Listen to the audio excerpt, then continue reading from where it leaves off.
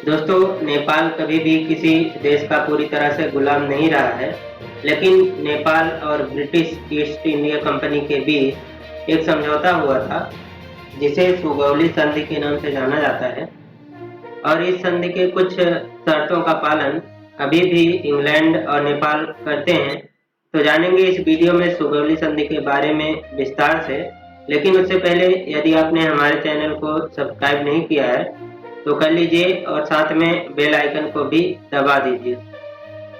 1600 ईस्वी के आसपास ईस्ट इंडिया कंपनी भारत व्यापार करने के बहाने आई और 1800 ईस्वी आते आते भारत में पूरी तरह से उसका दबदबा हो चुका था।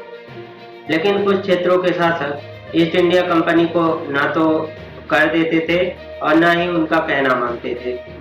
उनमें से तीन प्रमुख राजवाड़े राजपूत एम्पायर, सिख एम्पायर और नेपाल एम्पायर थे, जो पूरे उत्तर भारत में फैले थे।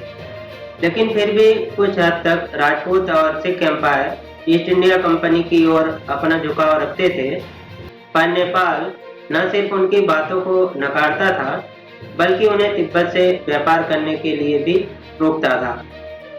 ऐसे में जब लॉर्ड फ्रांसिस भारत में ईस्ट इंडिया कंपनी का गवर्नर जनरल बनकर आया, तो उसने नेपाल पर हमला करके उसे अपने अधीन करने का प्लान बनाया और इसी इरादे से उसने 1814 में नेपाल पर हमला कर दिया।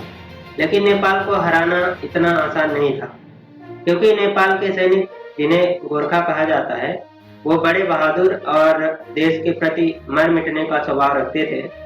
और साथ में नेपाल की उबड़ खाबड़ जमीन पर अंग्रेजी सैनिकों का लड़ पाना आसान नहीं था, क्योंकि वे ऐसे स्थानों पर कभी नहीं लड़े थे। परिणाम स्वरूप यह युद्ध 2 साल तक चला और अंग्रेजी सैनिकों के पास ज्यादा आधुनिक सुविधाएं होने के कारण वो जीत जाते।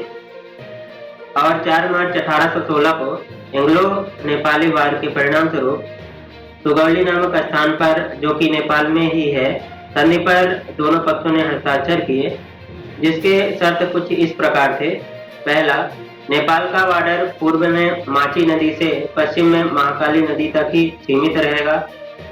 नंबर दूसरा, ईस्ट इंडिया कंपनी को नेपाल में व्यापार करने दिया जाएगा।